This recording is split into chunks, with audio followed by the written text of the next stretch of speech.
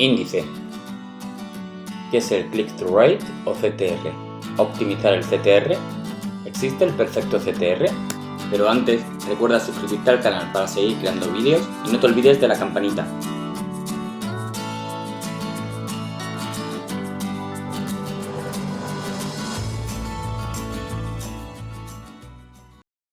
¿Qué es el CTR?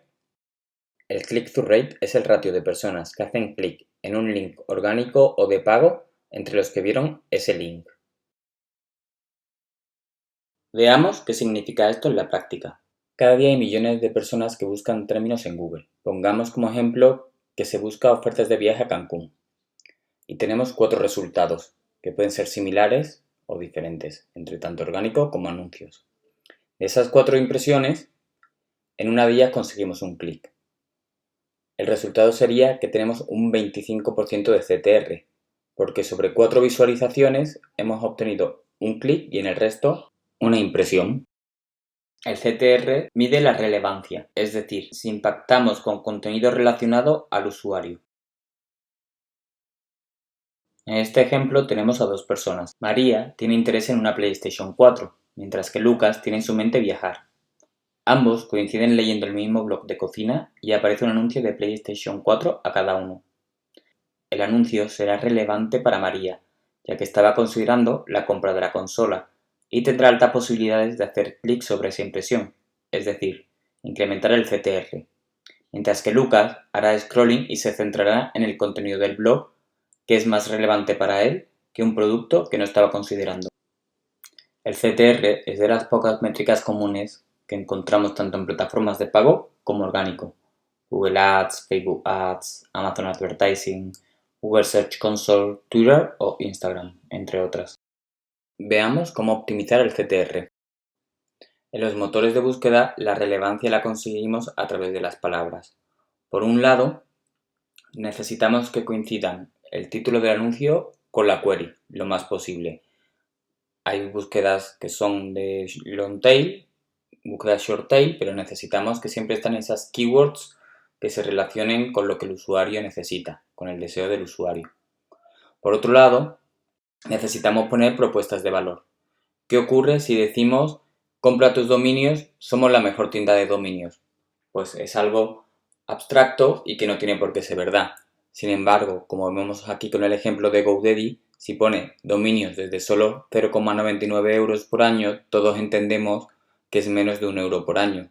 Es un valor diferencial con el resto de competidores que vemos en esta SERP.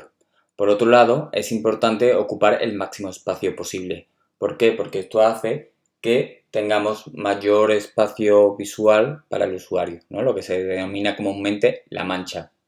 Entonces, tanto en Google Ads a través de las extensiones, donde podemos aprovechar para poner más beneficios, más propuestas de valor, como en orgánico, donde también existen determinadas herramientas esquema, podemos obtener un mayor CTR. El CTR dentro de los contenidos lo podemos activar a través de las creatividades, que deben ser lo que más llamen la atención, ya que las personas quieren leer el blog o quieren leer el contenido, y por otro lado, la segmentación que tengamos de las audiencias. Aquí no vamos por keywords, sino vamos por comportamientos que han tenido en los motores de búsqueda o en otras páginas. ¿Existe el CTR perfecto? Antes de ver si existe un CTR perfecto, vamos a recordar cuál es el camino de conversión. Primero, nos buscan o ven nuestro anuncio, después hacemos clics que perdemos dinero y es donde tenemos el CTR, más inversión que ponemos y finalmente tenemos la conversión, que es donde tenemos el beneficio. Ahora pongamos el ejemplo de 2 negocios, ambos con 1000 impresiones, aparecen siempre con las mismas keywords. En el negocio A, dentro de esas 1000 impresiones, tiene un 20% de CTR, que esto se traduce en 200 clics. Teniendo un precio medio de 3 euros por cada clic, nos sumaría 600 euros. Ya dentro de nuestra página, estos 200 clics convierten al 2%, es decir, tiene un 2% de conversion rate, que se traduce en 4 ventas o 4 conversiones. Y tendríamos un CPA de 150 euros.